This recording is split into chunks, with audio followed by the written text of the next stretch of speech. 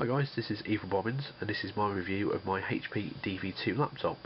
This is the same laptop I used in an earlier video on booting Ubuntu 10.4 Beta 2.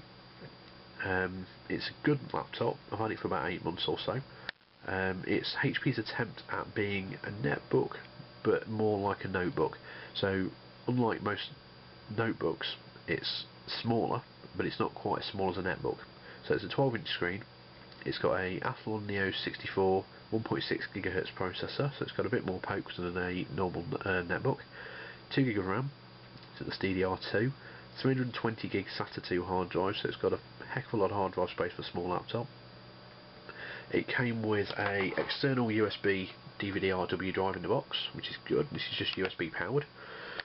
Really good as a freebie, so most netbooks don't have that. You have to buy that as an extra, but HP chucked it in as part of the deal. It's got Bluetooth and a few other bits and bobs that are quite good, like memory card readers and all that kind of stuff. There is a top of the range model that comes with a Blu-ray drive and wireless N, but that loses its Bluetooth ability, but it does come with 4 GB of RAM. It did originally come preloaded with Vista Home, but that crippled it. Although it is a fairly quick laptop, Vista just didn't like it. It was cripplingly slow. I mean, it was taking 3 or 4 minutes to boot up at times. So I used to run Linux on it. I think it was Ubuntu 8.6 or 8.4, because that was the only version that actually boots on it. The later versions wouldn't boot. Then Windows 7 hit last year sometimes when the release candidate came out. I put that on it and I've never looked back since. Windows 7 is awesome on this machine. It was like it was built to do Windows 7. So I'm going to jump into macro mode and give you a quick walk around of the ports on the side and then show you a video of it booting up. So this is the left hand side of the laptop. We've got a 10100 Ethernet port, a VGA, HDMI that can carry 7.1 surround sound as well, 2 USB 2.0 ports and fan exhaust. The fan exhaust on this does get quite warm, but that's due to its size. So on the front we have a few access lights here. These are for Wi-Fi, power, charging and hard drive access.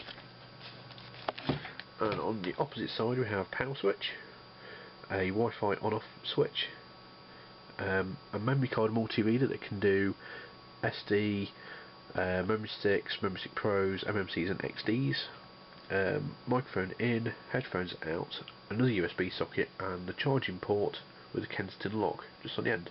There's a white LED there, it looks kind of blue on the video, but that's actually white. That's just on to say I'm charging. So I'm going to jump back around this way and pop it open. So we've got a pretty good keyboard inside. It's really nice to type on. It's one of my favourite laptops I've ever had to type on. The mouse pad's not quite so good in the middle of summer because it's this silvery finish. Your finger does get kind of stuck to it a little bit, so it helps to have a dry finger on it, which is a bit strange.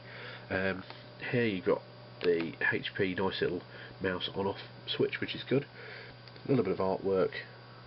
The bits and bobs that are in it. It did originally come with Windows Vista. I'm now running Windows 7 Ultimate on it, which is quite good. It makes a lot more sense than running Vista on it, because Vista used to cripple it. So I used to run Ubuntu Linux on it.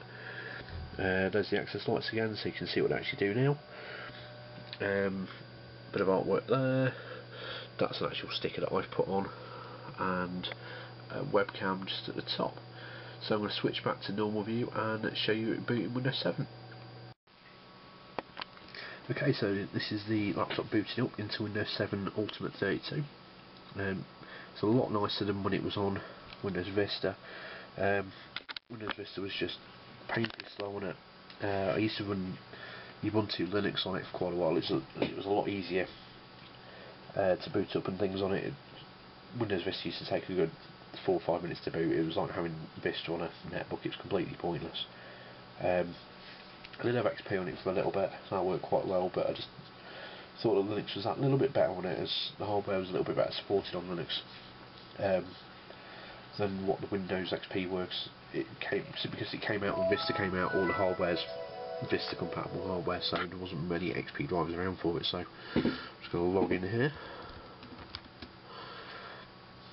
if I can remember my own password. So yeah, that's logging in now. As I say, it's a lot faster on Windows 7 than it was on everything else. So, zoom in a little bit there. So, can't quite fit the full screen on, but yeah, it's quite nice. It's quite quick. Your speed properties for it. So, if you guys out there that want to know how good it is on that.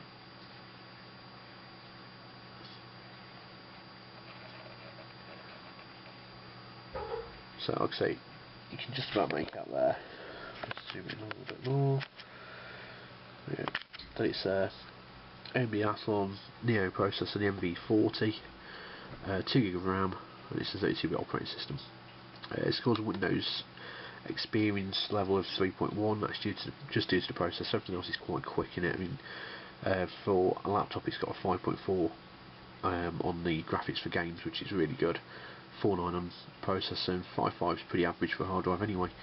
So it's all pretty good. So yeah, that's the DV2. Highly recommend it as a netbook that is trying to be a laptop.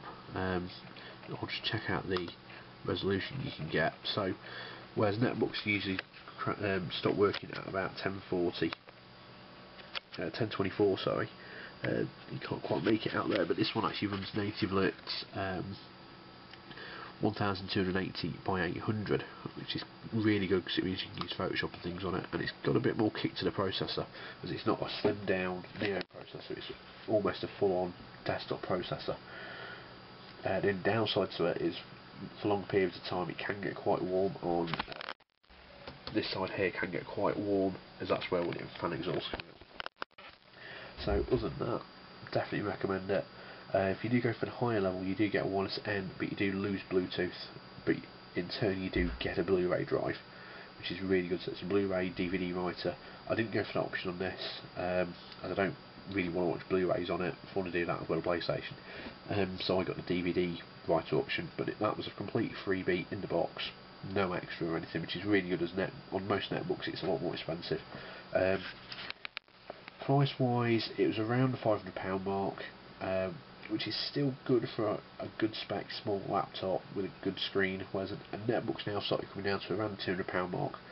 But if you want that bit of extra screen, higher resolution, and the CD drive chucked in, which can be around £50 on its own sometimes, it's just got those nice little extra features that make it more worth it over a £200 netbook. So that's the HP DV2. If you've got any comments, drop them in the box below. I'll try and stick a link to the HP website where you can buy this laptop for yourself. I think now you can buy it with a dual core processor rather than a single core processor, which is really good, so it's even higher spec. If you've got any questions, you can hit me on email at evilbobbins@evilbobbins.com, and I'll catch you guys later.